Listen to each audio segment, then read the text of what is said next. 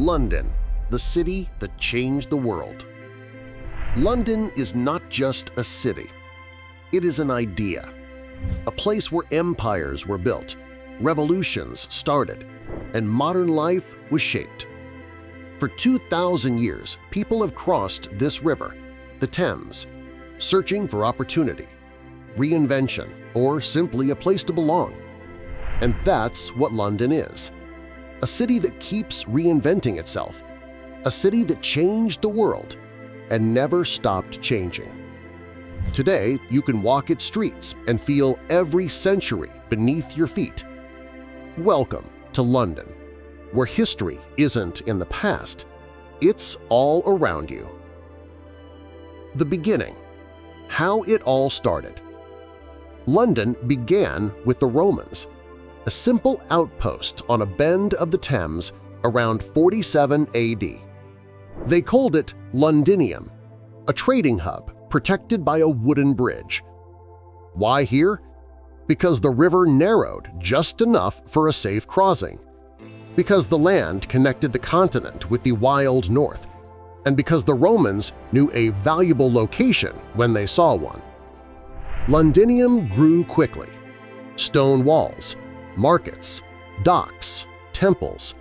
People from across the empire arrived – merchants, soldiers, craftsmen. Then came the first major turning point.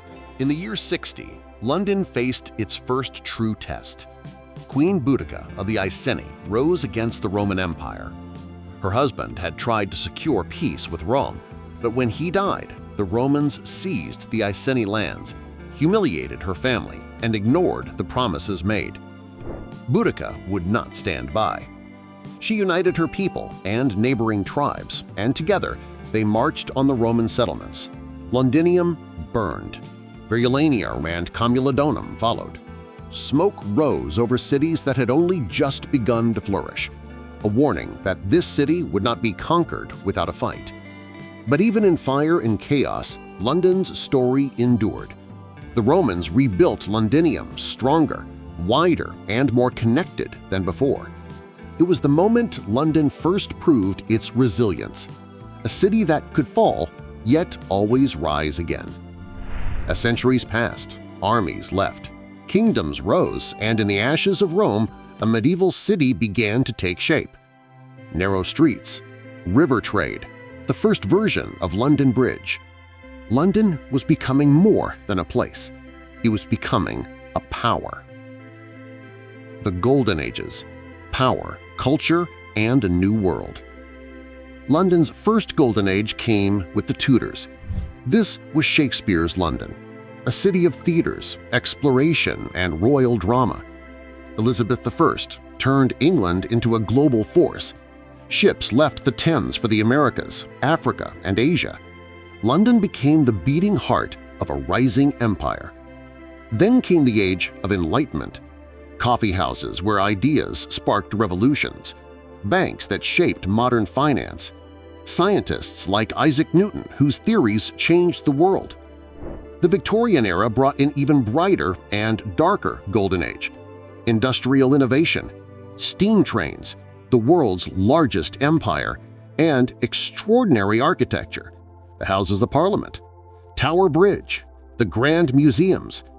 London had become a world city, a place where the future was being invented. But no great city escapes darkness, and London has walked through more shadows than most.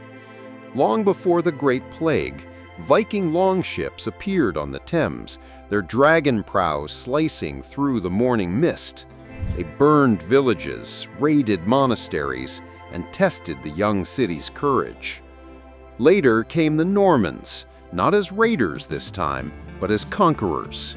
In 1066, William the Conqueror seized the city and built the Tower of London, a fortress, a palace, and a warning. London belongs to the new king. Centuries later, the Black Death swept through the streets of London in 1348 to 1350. Carts rolled through narrow lanes carrying bodies wrapped in cloth. Half the population vanished in months. the city grew quieter, not by choice, but by tragedy. Then came the Great Plague of 1665, a final, devastating wave. Doors marked with red crosses, "Lord have mercy upon us," painted over homes that would never open again. And just when the city thought it could suffer no more, flames. In September 1666, a baker's spark ignited a nightmare. Wooden houses went up like tinder, and the wind spread the fire with unstoppable fury. For 4 days, London burned. St. Paul's Cathedral crumbled into ash. 80,000 people lost their homes. The sky glowed orange far beyond the city walls. By the 18th century, London had become the heart of a vast empire, a global powerhouse of trade, exploration, and naval dominance. Ships left the Thames for the Americas, Africa, and Asia. But the loss of the American colonies in 1776 marked the first major decline in Britain's global dominance. London had to adapt, to rebuild influence across India, the Caribbean, and beyond, proving again that the city could rise from any setback. The Industrial Revolution brought progress and new struggles. Smoke and soot hung thick over the city, blanketing streets and Thameside wharves in a gray haze. By 1858, the river's stench became unbearable, earning the nickname the Great Stink. Poverty and overcrowding plagued entire districts, but London endured. And then came the bombs. During World War II, from September 1940 to May 1941, the Luftwaffe unleashed the Blitz. Night after night, waves of German bombers rained explosives over London. Homes, markets, churches, and even landmarks like the Guildhall were reduced to rubble. Firefighters climbed onto burning rooftops with nothing but buckets and courage. Families slept in underground stations, listening as explosions shook the earth above them. Smoke, fire, and sirens became the city's soundtrack, yet Londoners did not yield. When dawn came, they stepped out, brushed off the dust, and began again, not because they had to, but because that is what London does. And yet, despite plagues, fire, invaders, lost colonies, bombs, poverty, and smoke, London endured, rebuilt, evolved. Every dark chapter became a foundation for something stronger, a resilience written into the streets, the buildings, and the people themselves. The people who changed everything. Some cities are shaped by buildings, by streets, by bridges. London is shaped by people, by those who dreamed, ruled, wrote, and fought. In the late 16th century, Queen Elizabeth I looked out over the Thames and guided England into a new era. Under her reign, London became a center of exploration and trade, a city where the arts flourished and the seeds of global influence were sown. Not long before her time, King Henry VIII had already transformed the city and the nation through bold, sometimes ruthless political and religious reforms, leaving traces still visible in palaces and churches. Centuries later, Queen Victoria would preside over an empire on which the sun never set, shaping London into a global metropolis of industry, innovation, and culture. The streets of the city echoed with the clatter of horse-drawn carriages and the smoke of factories, reflecting both the grandeur and the hardships of Victorian life. Yet London was not only about crowns and thrones. William Shakespeare penned his plays along the banks of the Thames, capturing human ambition, folly, and love, giving the city a literary heartbeat that still resonates today. Sir Isaac Newton, walking these streets in the 17th century, glimpsed the forces that govern the universe, forever changing science and how we understand the world. Charles Dickens wandered through foggy lanes and crowded alleys, giving a voice to the poor, immortalizing the struggles and triumphs of ordinary Londoners in prose that still teaches us empathy. And then, in the darkest hours of the 20th century, Winston Churchill rallied Londoners to endure the Blitz, his voice echoing over a city scarred by bombs but unbroken in spirit. Beyond these famous figures, London owes its richness to the countless immigrants who arrived over centuries from the Caribbean, India, Africa, and Europe, each bringing traditions, flavors, and stories that transformed the city into the multicultural metropolis it is today. London's identity is not the legacy of a single ruler, writer, or era. It is a living mosaic built by kings and queens, poets and scientists, heroes and newcomers, a city that grows with every story it absorbs. 5 things that make London completely unique. London is a city of contrasts where every street and river bend tells a story. The Thames flows like a living thread, carrying echoes of empires, trade, and everyday life, connecting the city's past with its present. Step into its streets and you'll see the mix of old and new. Medieval lanes twisting beside futuristic skyscrapers, centuries-old churches peeking out behind glass towers. Every corner feels like a conversation between history and the future. The museums are another wonder, some of the world's greatest, many completely free. They invite you to wander through centuries of art, science, and discovery, giving a glimpse into human imagination across the ages.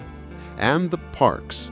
London breathes through its green spaces, from the vast openness of Hyde Park to the carefully manicured elegance of Regent's Park, and the wild, untamed charm of Hampstead Heath.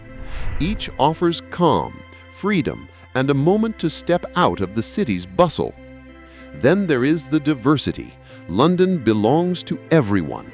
Caribbean festivals, Indian markets, African art, European cuisine, all woven together in a metropolis that is global yet unmistakably local.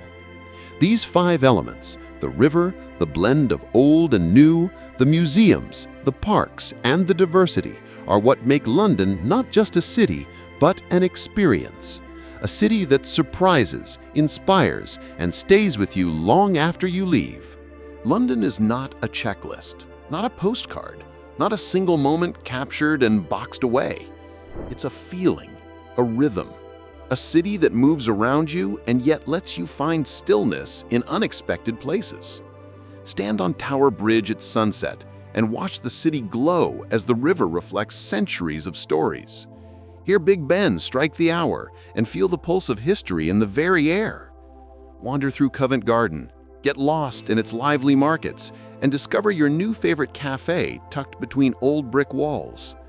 Every street, every square, every hidden alley has a story waiting to be discovered, and now, so do you. London touches you not with monuments alone, but with moments.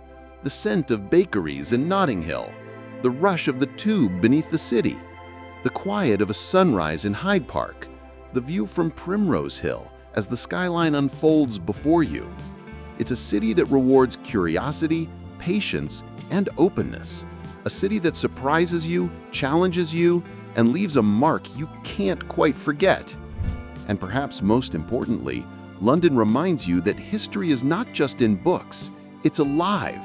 It's walking beside you. It's something you become part of. So when you come here, step in fully. Let the streets, the river, the parks, and the people tell their story. Because in London, every visitor leaves a piece of themselves and takes a piece of the city with them. Traveler tips, hotels, food, and essential information. When you arrive in London, the city doesn't greet you quietly. It rises around you, a living organism of movement, accents, and energy.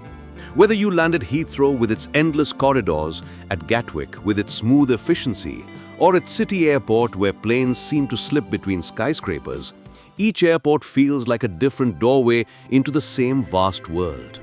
And yet, no matter where you touch down, there's always that same feeling. You've arrived somewhere important. When you explore London, think of yourself as a wanderer. Don't rush. Let the city reveal itself to you. Airports. Most travelers land at Heathrow, one of the best connected airports in the world. Take the Elizabeth line into the city. Fast, clean, efficient. If you arrive at Gatwick, the Gatwick Express gets you into the city in under 30 minutes. Stansted and Luton are further out, but perfect for budget flights. Getting around. Forget paper tickets. Use a simple contactless card or an Oyster card. The underground may look chaotic, but it's incredibly logical. And when you're not in a hurry, ride a double-decker bus. Sit in the front row upstairs. It's the best free city tour you'll ever get. The journey into the city already tells stories. On the Elizabeth line from Heathrow, London reveals itself in layers. Quiet suburbs, long tunnels, then suddenly the raw steel and glass of the center. From Gatwick, the train races past endless rows of red brick houses, each one a chapter of someone's life. Even from Stansted or Luton, you sense the slow build-up, fields, villages, and then the unstoppable density of a metropolis. Once you're inside London, movement becomes its own kind of adventure. People tap through underground gates with a casual flick of a contactless card, and you do the same, suddenly feeling like you're part of the machinery. The tube is loud, hot, deep and dramatic, a subterranean heartbeat pulsing beneath the city. But above ground, the red double-deckers glide through the streets with the confidence of old giants. Sit in the front row upstairs, and London becomes a movie. Rooftops, bridges, crowds, all drifting by like scenes from a story that never ends. Even the taxis have their own soul. A black cab driver, having mastered the knowledge, knows 25,000 streets by heart. You sit down, close the door, and instantly feel as if you're being guided not just through the city, but through history itself. Where to stay? Finding a place to stay in London is less about price and more about the kind of story you want to live. If you choose the Ritz or the Savoy, you step into a world where polished marble and quiet hallways whisper memories of royalty, artists, and legends. At the Shard, the city lies beneath you like a shimmering map, stretching out further than your eyes can follow. If you prefer something more intimate, the boutique hotels, the Standard, the Hoxton, Treehouse London, feel like creative hideouts, each with their own charm and characters drifting through their lobbies. Even budget travelers find places that feel honest and warm, from family-run guest houses to purple-lit premier inns that quietly promise a good night's sleep. If you're watching your budget closer, consider Canary Wharf, Paddington, or King's Cross, safe, modern, and very well connected. Food, London's underrated love story. Yes, you can eat fish and chips, but London's soul lives in its global cuisine. Start the day with a full English breakfast that keeps you fueled for hours, wander into Soho for dim sum, drift toward Brick Lane for a curry cooked with generations of tradition behind it, and end in Kensington with a delicate afternoon tea poured as if it were a ceremony. In London, eating is not just nourishment, it's a way of traveling the world without ever leaving the city. The most important advice: don't try to conquer London. Don't try to see everything. This city is too vast, too layered, too alive for that. Let it come to you. Let it surprise you when a small side street suddenly opens to reveal the dome of St. Paul's glowing in the evening light. Let it speak to you when a bartender mentions, almost casually, that the pub you're sitting in is older than your entire country. Let it stay with you in flashes: the sound of the tube arriving, the scent of bakeries in Notting Hill, the wind on Primrose Hill as the skyline unfolds beneath you. London welcomes travelers and rewards those who explore with curiosity. Want to make your trip comfortable and stress-free? Check out the video description. You'll find all the essential links and information you need. London is not a city you simply visit. It's a city you become part of, a story you step into, and a story that stays with you. If London touched you in this video, don't forget, like this video, subscribe to our channel, and share it with someone you would take to London. And tell us in the comments which city we should uncover next, because the world is full of stories, and you are part of them. Welcome to London.